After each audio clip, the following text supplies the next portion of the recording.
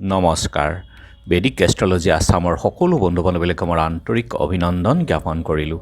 বন্ধু-বান্ধৱীসকল, মই আজি আলোচনা কৰিবলৈ লৈছোঁ যে আমাৰ কুম্ভ ৰাশিৰ যি চাৰেচাতি দশা চলি আছে, এই দশাৰ এই 2025 চনত কেনেধৰণৰ প্ৰভাৱ কৰিব বা যোৱা 5 বছৰ ধৰি আপোনালোকৰ ৰাশিৰ ওপৰত যি চাৰেচাতি দশা চলি আছে, এই দশাৰ কেনেধৰণৰ আপোনালোকে কষ্ট ভোগ কৰিবলগীয়া আছে আৰু সেই দশা কিমান দিনলৈ থাকিব, এই বিষয়ে আলোচনা কৰিম। চাওঁ আহকচোন।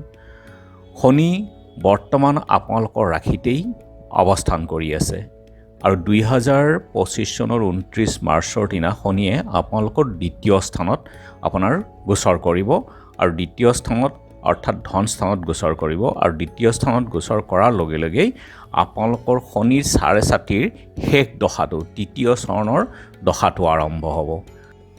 শনিৰ তৃতীয় চৰণত কিছু শুভ ফলদায়ক হয়, কাৰণ প্ৰথম চৰণ যেতিয়া আপোনাৰ ৰাশিৰ পৰা প্ৰথম ৰাশিটোত সোমাই তাত 2.5 বছৰ থাকে, অৰ্থাৎ আপোনাৰ মকৰ ৰাশিত যেতিয়া শনি গোচৰ কৰিছিলে তাত 2.5 বছৰ আৰু আপোনাৰ বৰ্তমানত আপোনাৰ ৰাশিৰ ওপৰত 2.5 বছৰ আৰু এতিয়া আপোনাৰ ৰাশিৰ পৰা 29 মাৰ্চৰ দিনাখন যেতিয়া মীন ৰাশিত গোচৰ কৰিব তেতিয়া 2.5 বছৰ থাকিব। গতিকে এই সম্পূৰ্ণ 7.5 বছৰ শুভ অশুভ ফল আপুনি নিশ্চয় ভোগ কৰি আছে।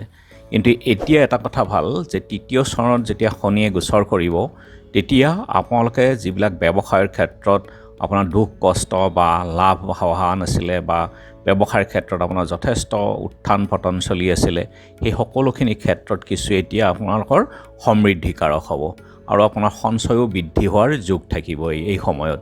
আৰু যিকোনো কামত যদি বৰ্তমান আপুনি হাত দিয়ে তেতিয়াহ'লে সেই পূৰ্ণতা পোৱাৰ যোগ হ'ব 29 মাৰ্চৰ পৰা শনিৰ তৃতীয় চৰণত। আৰু যোৱা আপুনি 5 বছৰত যি ঋণাত্মক প্ৰভাৱ আছিলে আপোনাৰ ৰাশিত, সেই ঋণাত্মক প্ৰভাৱ দূৰ হোৱাৰ যোগ আহিব।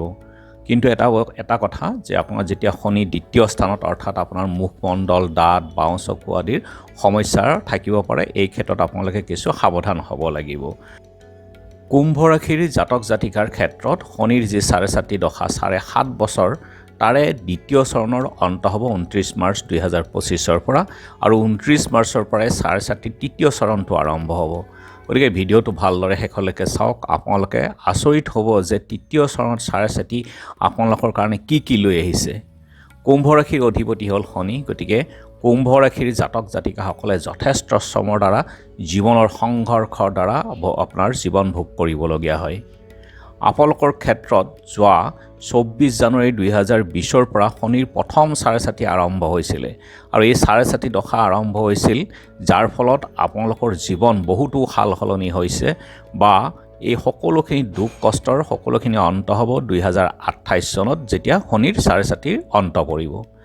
প্ৰথম চৰণত মকৰ ৰাশিত যেতিয়া ৰাশিৰ গোচৰ হৈছিল শনিৰ, তেতিয়া আপোনালোকৰ দ্বাদশ স্থান যিটো জেল হাজত খৰচ ব্যয় বা আপোনালোকৰ শত্ৰু আৰু যথেষ্ট খৰচৰ স্থান, গতিকে দ্বাদশ স্থানত শনিয়ে গোচৰ কৰাৰ লগে লগেই তৃতীয় দৃষ্টিৰে আপোনালোকৰ ধন স্থানত দৃষ্টিগোচৰ কৰিছিলে। ধন স্থানত যেতিয়া দৃষ্টিগোচৰ কৰে তেতিয়াহ'লে যথেষ্ট ধনৰ ক্ষেত্ৰত আপোনালোকৰ আৰ্থিকতাৰ ক্ষেত্ৰত বা সঞ্চয়ৰ ক্ষেত্ৰত ধনহানিৰ যোগ হয় বা আপোনালোকৰ যেতিয়া ৰাশিতে আছে, গতিকে মন মস্তিষ্কৰ ওপৰত শনিৰ বিশেষ প্ৰভাৱ থাকে। বিদেশ যাত্ৰাৰ ক্ষেত্ৰত যদি আপোনালোকৰ কিছু পৰিকল্পনা আছিলে, সেই পৰিকল্পনা আপোনাৰ সম্পূৰ্ণ হৈ উঠা নাছিলে, সেই সকলোখিনি এতিয়া আপোনালোকৰ হৈ উঠিব। আৰু শনিৰ প্ৰভাৱে ব্যৱসায় অথবা কোনো কাৰণত আপোনালোকে ধন লৈ ঋণগ্ৰস্ততা হ'ব লগা হৈছিল, কিন্তু অৰ্থ ব্যয় হৈছে, কাৰণ শনিৰ সপ্তম দৃষ্টি আছিল আপোনালোকৰ ষষ্ঠ স্থানৰ ওপৰত। গতিকে ঋণগ্ৰস্ততা বা ঋণ ৰোগৰ স্থানত আছিলে, শত্ৰু বৃদ্ধি হৈছে আৰু 2020 পৰা 2022 আপোনালোকে নিশ্চয় বুজিব পাৰিছে এনে ক্ষেত্ৰত কোন আপোনালোকৰ নিজৰ বা কোন আপোনালোকৰ মিত্ৰ। আচলতে এই সময়খিনিত যিখিনি আপোনাক সহায় কৰিছে বা যিখিনি আগবাঢ়ি আহিছে আপোনালোকক সহায় কৰিবৰ কাৰণে, তেওঁলোক হ'ল আপোনাৰ প্ৰকৃত মিত্ৰ আৰু তেওঁলোকে আচলতে আপুনি চিনি পাইছে আপোনাৰ কোন সম্বন্ধীয়, কোন আপোনাৰ দূৰ সম্পৰ্কীয়। অকল সম্বন্ধই যে সকলোখিনি হয় তেনে নহয়। গতিকে আপোনাৰ বিপদৰ সময়ত যিখিনি আগবাঢ়ি আছে তেওঁলোকে আপোনালোকৰ বন্ধু।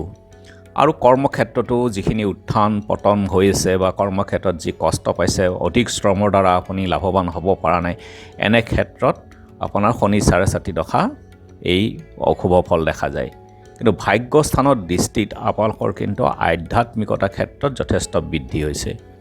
এপ্ৰিল 2022ৰ পৰা 29 মাৰ্চ 2025লৈকে এই সময়ত আপোনালোকৰ ৰাশিতেই শনিৰ গোচৰ। আৰু কুম্ভ ৰাশি যিহেতু শনিৰ মূল ত্ৰিকোণ ৰাশি, নিজৰ ৰাশি, গতিকে কুম্ভ ৰাশিত গোচৰৰ লগে লগেই 2020ৰ পৰা 2022ৰ ভিতৰত যি আপোনালোকৰ শনিৰ কষ্টকৰ দশা প্ৰথম দশাটো হৈছিলে, সেই দশাৰ পৰা আপোনালোকে মুক্ত হৈ গৈছে। কাৰণ শনিয়ে নিজৰ ৰাশি, যেতিয়া মূল ত্ৰিকোণ ৰাশিত অপকাৰ বা অশুভ দৃষ্টি বা অশুভ প্ৰভাৱ যথেষ্ট কম দিয়ে, আৰু কুম্ভ ৰাশিত সদায় শুভ প্ৰভাৱেই দিয়ে। কিন্তু কুম্ভ ৰাশিৰ পৰা তৃতীয় স্থানত আপোনালোকৰ যি দৃষ্টি দি আছিলে, এনে ক্ষেত্ৰত কিন্তু কিছু অশুভ প্ৰভাৱ দিয়ে। গতিকে ভুল সম্পৰ্কৰ পৰা আপুনি মুক্ত হৈ পৰিছে। ভাতৃৰ লগত কিছু যি মনোমালিন্যতা আছিলে, সেয়াও এতিয়া আপোনালোকৰ লাহে লাহে দূৰ হ'বলৈ গৈ আছে। আৰু সপ্তম দৃষ্টিৰে আপোনালোকৰ পতি পত্নী ব্যৱসায় স্থানত আছিলে, এই ক্ষেত্ৰত কিছু কষ্ট ভোগ কৰিবলগীয়া হৈ আছে। কিন্তু 29 মাৰ্চৰ পৰা শনিৰ গোচৰ মীন ৰাশিত হ'ব, আৰু মীন ৰাশিত যেতিয়া 29 মাৰ্চৰ পৰা গোচৰ হ'ব, তাৰ লগে লগে আপোনালোকৰ শনিৰ তৃতীয় চৰণটো আৰম্ভ হ'ব। আৰু আপোনালোকৰ ধন, বাণী, মৃত্যুৰ কুটুম্বৰ স্থানত আৰু মুখৰ স্থানত এই শনিৰ গোচৰ। গতিকে ধনৰ ক্ষেত্ৰত কিছু উন্নতিৰ যোগ দিব। কাৰণ যেতিয়া 4.5ৰ শেষ অৱস্থাত শনিয়ে সদায় অশুভ প্ৰভাৱটো কমাই দিয়ে, আৰু ধাৰলৈ দিয়াত যি আপোনালোকৰ ধন আছে, সেইবিলাক ধন আপোনালোকে এতিয়া ঘূৰাই পোৱাৰ সম্ভাৱনা, আপোনালোকে সেই ধন এতিয়া বিচাৰক, আপোনালোকে পাব। মুখৰ বাণী কিন্তু কিছু ধনাত্মক হ'ব এতিয়া বৰ্তমান, যি আপোনালোকৰ যেনেধৰণৰ অলপ নিজৰ বাণীত সংযম নাছিলে, এতিয়া সংযম হ'ব, পৰিৱৰ্তন হ'ব। মিতিৰ কুটুম্বৰ লগত আপোনাৰ বাণীৰ কাৰণে আকৌ ঘনিষ্ঠতা লাহে লাহে বৃদ্ধি হ'ব তৃতীয় চৰণত। আৰু তৃতীয় দৃষ্টিৰে আপোনালোকৰ মাতৃ আৰু সুখ স্থানত প্ৰভাৱ পেলাব। গতিকে ঘৰ, মাটি, বাহন, সুখ লাভ হ'ব। সম্পত্তিৰ কিনা বেচা ক্ষেত্ৰতো আপোনালোকৰ এই ক্ষেত্ৰত লাভ হ'ব। কিন্তু মাতৃৰ স্বাস্থ্যৰ ক্ষেত্ৰত কিছু আৰ্থিক খৰচ হ'ব পাৰে।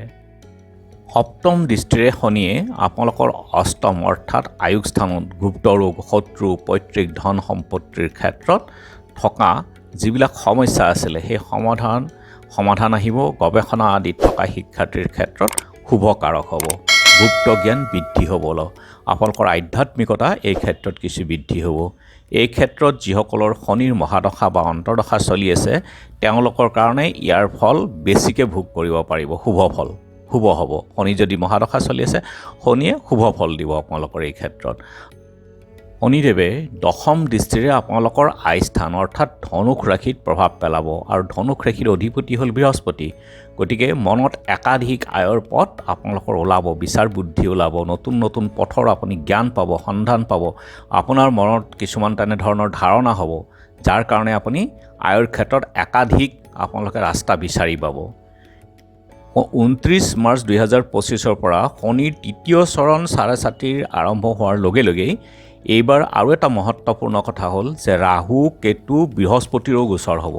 একেলগে 4টা গ্ৰহ 2025 চনত যি গোচৰ কৰিব, অৰ্থাৎ ৰাশি পৰিৱৰ্তন কৰিব, তাৰ কাৰণে আপোনালোকৰ জীৱনত যথেষ্ট উত্তম প্ৰভাৱ পৰিব। গতিকে ৰাশিৰ অধিপতি শনি থাকিব ধন স্থানত, ৰাহু ৰাশিত থাকিব, আৰু কেতুৰ গোচৰ হ'ব আপোনালোকৰ সপ্তম স্থানত। এনে গোচৰ কিন্তু কিছু শুভ মনা নহ'ব। কিন্তু এটা কথা যে 14 মে'ৰ পৰা গুৰু বৃহস্পতিৰ গোচৰ আপোনালোকৰ পঞ্চম স্থানত হ'ব।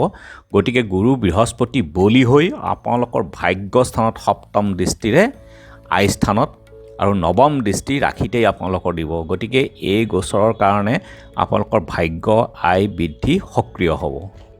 গতিকে শনিৰ এই 4.5 দশাৰ পৰা মুক্ত হৈ থকাৰ কাৰণে আপোনালোকে ঘোঁৰাৰ নালৰ আঙুঠি বনাই পুৰুষসকলে শনিবাৰে সোঁহাতৰ মধ্যমা আঙুলিত, আৰু নাৰীসকলে শনিবাৰে বাওঁহাতৰ মধ্যমা আঙুলিত পৰিধান কৰক। আৰু নিয়মিত শনিবাৰে হনুমান চালিচা পাঠ কৰক। হনুমান মন্দিৰ, নামঘৰ, মন্দিৰ আদি দৰ্শন কৰক, আৰু মিঠাতেলৰ চাকি দিয়ক। আপোনালোকে এই প্ৰভাৱৰ পৰা মুক্ত হৈ থাকিব পাৰিব। ধন্যবাদ।